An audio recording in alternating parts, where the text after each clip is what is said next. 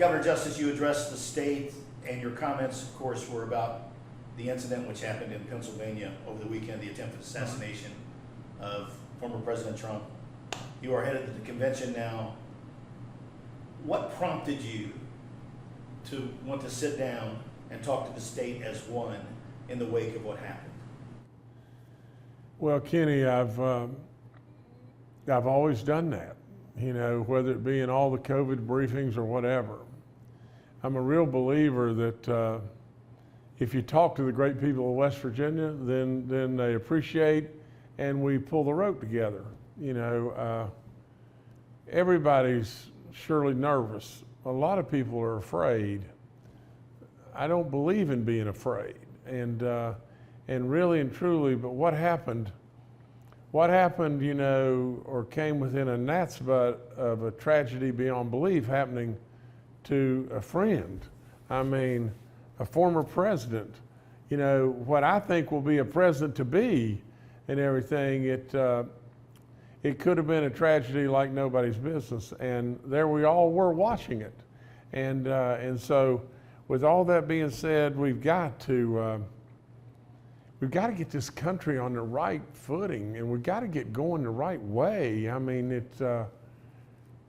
in all honesty, we probably need to be watching Andy of Mayberry a whole lot more, or maybe I Love Lucy, or we need to get back to the fact that where we really respected the police and our schools and all the correct values. Now in this country, it's almost like it doesn't matter what's right and wrong. It matters with what we can get by with, and so judges, you know, processing people and just taking them in and sending them out within hours, and it just promotes more and more. And politicians, the level of rhetoric, it has exploded to the negative, to where we don't respect one another anymore. It doesn't really matter if you're a Democrat or a Republican. I've said it 10 million times. At the end of the day, we have really conservative values. I have an opinion, you know, but it doesn't need to go to the fact or the point where we disrespect the other side just because they're on the other side, you know. And then when the rhetoric gets to the point in time when it becomes tainted with some level of violence, it's just way out of control. We got to stop it. I've heard several people talk about this over the last couple of days, nationally and locally, and I've talked about it with my friends. The shooter in Pennsylvania is solely responsible at this point, for what we know, for attempting to kill President Trump.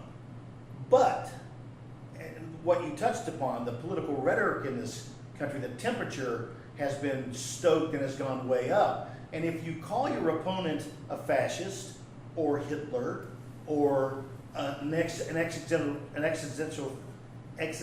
threat to democracy, and you do that long enough and loudly enough, at some point, someone may believe you. Is that kind of, I know that's a long preamble, but is that kind of your feelings about where we are and where we need to get away from?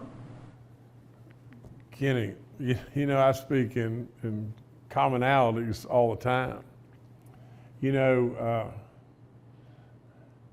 if you run with the foxhounds long enough, you're going to start chasing a fox, you know, and so I truly believe the more we perpetuate this terrible rhetoric, you know, you're talking about a 20-year-old kid. You're talking about a kid, you know, and if he was acting on his own, really and truly, how can a kid absolutely get that level of thought in his mind? It's us. I mean, really and truly, it's all this terrible language and accusations and all the bad that comes from it. So like I said, we best better reset, and reset in a lot of ways. But that's why I thoroughly believe, and I believe with all in me, that the way that we're going, and I'm not slighting President Biden now. But the way that we have gone in the last 3 years, it's crazy land stuff. That's all there is to it. And if we don't reset and we continue on into crazy land stuff, before you know it, we'll turn around, in my opinion, and who knows what could happen. You know, we could awaken to the fact that we've got a real dilemma to whether or not we're going to still be a country. And so I believe with all in me that we should be electing Donald Trump, and we should be hitting the reset button, and all of us, no matter who it is, we ought to be treating our opponents with respect, have opinions, have debates, you know, have them as lively as you want to have them, but this business of trying to one up one another on a soapbox and screaming and screaming the most vile stuff in the world, you know, only leads to bad stuff. This is obviously going to be a very different kind of convention, and probably unique in our history, coming off of what just happened. What are your expectations as you head to the RNC? Well, I know that if the rhetoric was going to be over the top, I think that it will be reset to where the rhetoric won't be over the top. I don't know that it would have been, but I absolutely believe. I believe with all in me, from my standpoint, what I want to talk about is just this. And because I think, just like I just said, no matter what anybody would say to me, what is the most important issue, period, about that convention? Well, the most important issue about that convention and what's going on in this country is we've got to elect Donald Trump. And you know, and you may think differently, or whomever may think differently. That's their opinion too. I'll be respectful to that.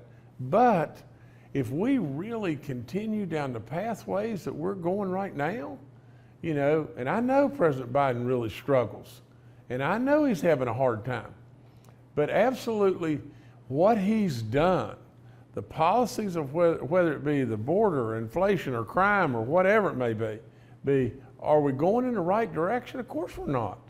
And you know, and so I truly believe that what you'll hear me speak about is you'll hear me speak about my relationship with Donald Trump and his family. Stuff that I know that everybody else doesn't know.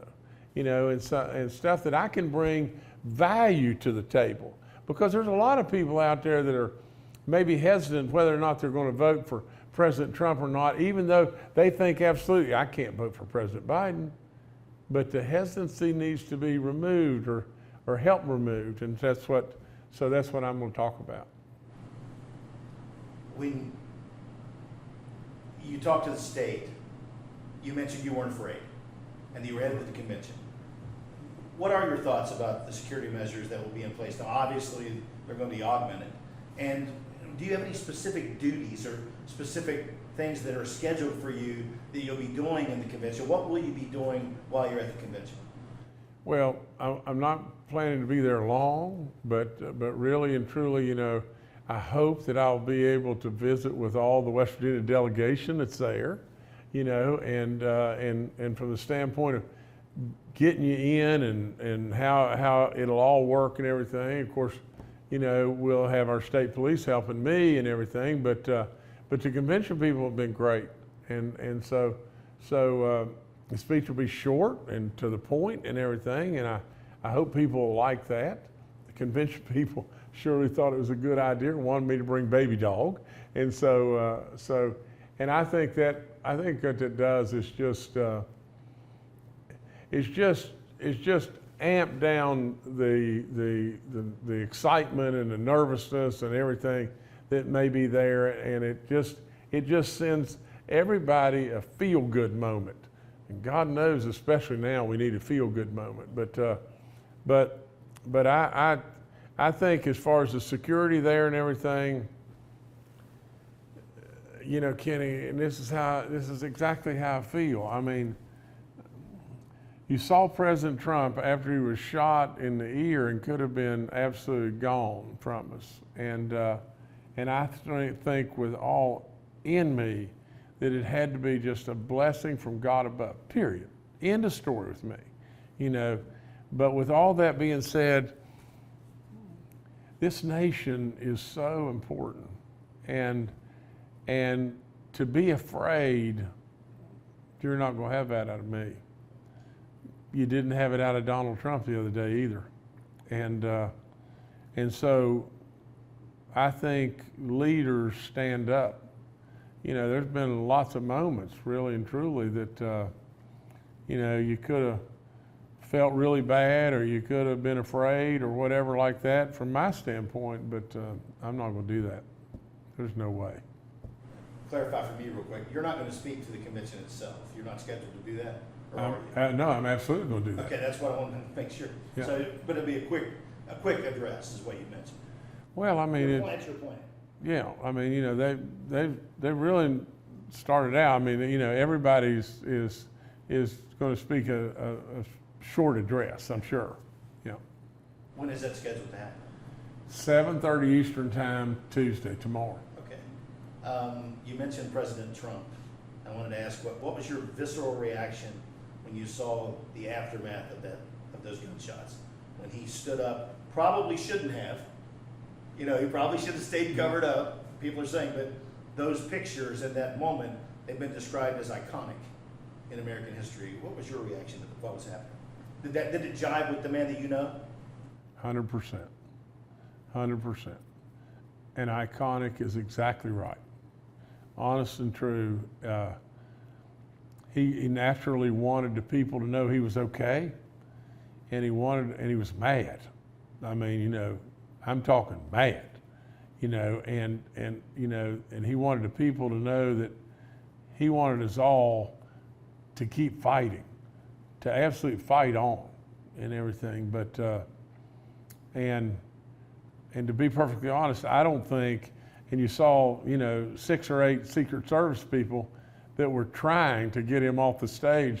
Honestly, I know him. I know him like the back of my hand. And it would have taken a team of draft horses to have been able to have gotten him off the stage when he wanted to show the world, you know, what America really is. Think about this just for a second. You know, if Donald Trump had been our president, do you really think that Putin would have invaded Ukraine? I mean, do you really think that after seeing that man, his ear halfway blown off and stood up, what did he do right then? I mean, for crying out loud, to me, that's what a leader, that's what Americans do. And so yeah, we're a little tough, but it's the way we ought to be. You closed your remarks to the state with a prayer. We hear so much about separation of church and state. We hear so much about it's not a theocracy, it's a republic, and democratically elected people. But you, here in West Virginia, we're used to that. We've seen you pray before from your office, from the reception room. Why was it important today that you closed those remarks with prayer? You know, Kenny, you know, it was brought up to me a day and a half ago. It'd be a really good idea to get one of our pastors or something like that to say a prayer. And to be perfectly honest, in everything that's going on, I forgot to do it. And so here I am, and I'm in the address. And from that standpoint, you could really mess it up. And I said, you know, I said, in my own words, I said, okay, God, you know, you got the ball now, just get me through this. And to me, that's what we should do. And the separation that you're talking about, I don't give a hoot about the separation. You know, at the end of the day, I think some way, somehow, God above directed that bullet, and I believe that he absolutely looks after everything we do all the time. He's in our lives in every way, and for us just to, you know, only bring him out when we want to use him, I don't believe in that. I really don't. And if people don't like it, well, they don't like it, you know, and we'll go on from there. Governor, thank you for your time. Safe journey to the convention and back home. Thank you, sir. Appreciate you, more than you'll know. Governor, we concluded our interview, but as we were finishing, something else came to mind, and you mentioned that you wanted to say something. So we give you that opportunity to share what you want to share. Well, I appreciate that, Kenny, because, you know, there was an individual that lost his life that day. You know, a firefighter, a dad that, from what I understand, dove on top of his daughter and everything and saved her life and everything. An individual that most people refer to as Corey, and just you know, it's just sadness beyond belief. And a couple other individuals that are hurt, you know, from the standpoint of receiving gunshot wounds, and we want to pray for them too. So all of our prayers need to go out to them as well as our president, but and all the people, you know, in that great community and everything on a fairgrounds area, you know, and so, but I've been to Butler, Pennsylvania before, and it's a beautiful community. And so with all that being said, you know, I just wanted to say that our prayers should be directed in that way, in many ways as well. Thank you, sir. Thank you. We have more great Eyewitness News investigates right here. Subscribe and hit the bell notification to have the latest uploads delivered straight to you.